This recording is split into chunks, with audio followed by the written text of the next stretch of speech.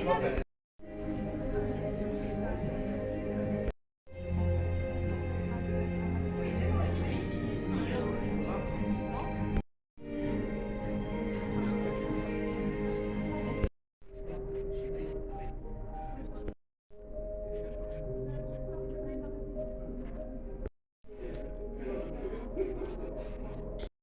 aura la réflexion. En fait, on a fait une vidéo rappel sur le cellulaire. Et le dernier, c'était l'inflammation et l'interleucine. Voilà.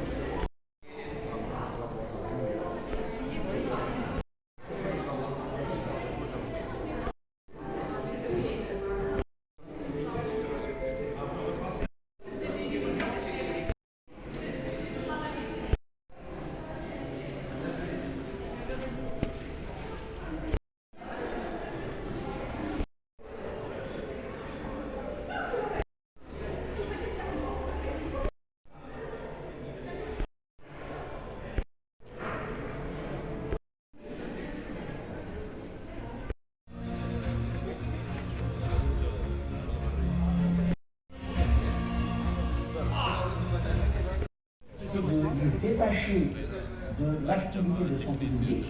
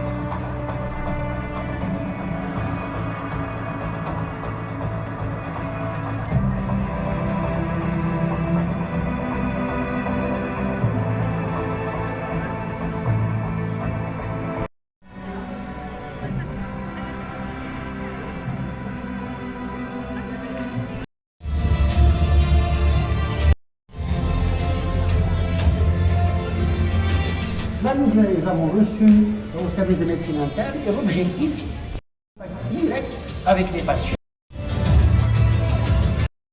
Notamment, c'est une étape extrêmement importante, mais également sur le plan thérapeutique.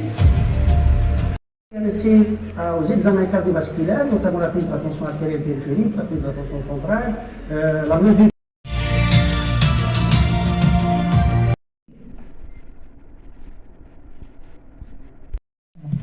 Excusez-moi. Professeur Boali. Voilà. Alors tu vas nous parler. La barrière cutanée constitue la première ligne de défense de l'immunité innée, représentant l'organe le plus étendu de l'organisme. Le revêtement épithélial cutané couvre une surface d'environ 2 mètres carrés, soit l'équivalent de la superficie d'un panneau de basket standard. Les thématiques sont les mêmes, les informations sont différentes. Parce qu'on essaye un petit peu d'adapter les communications à l'évolution des connaissances. Donc nous allons traiter des maladies rares, comme d'habitude. Et les maladies rares, c'est un monde.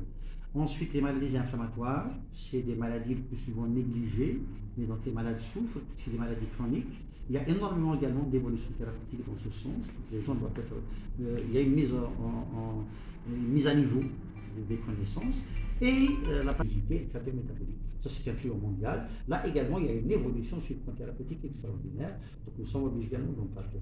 Justement, aujourd'hui, la science est leader, comme on venait de le dire, mais aussi dans le traitement du diabète. Ça, nous avons. On avait dit, qu'en est-il de l'intelligence artificielle? Je me rappelle même de la réponse. J'ai dit, finissons d'abord par l'intelligence humaine avant de passer à l'intelligence artificielle. Mais maintenant, on est en plein dedans. Nous sommes obligés de nous adapter à l'évolution de l'intelligence artificielle. Je vous avoue que c'est un apport extraordinaire en médecine.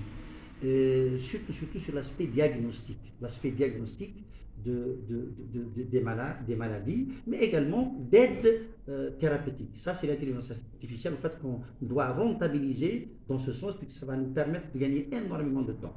Mais elle ne pourra jamais remplacer le côté humain du médecin, et c'est là également où les gens doivent faire attention et mettre tout sur la machine et oublier le côté humain. J'ai toujours dit que le véritable traitement, le premier médicament, c'est le médecin, c'est la main du médecin lui-même. Donc c'est le médecin qui est le traitement, ensuite le malade lui-même, ensuite la pharmacie. Donc il ne faut pas oublier le côté humain, mais l'intelligence artificielle a un apport extraordinaire pour aider les médecins dans le diagnostic, mais également dans la prise en charge thérapeutique.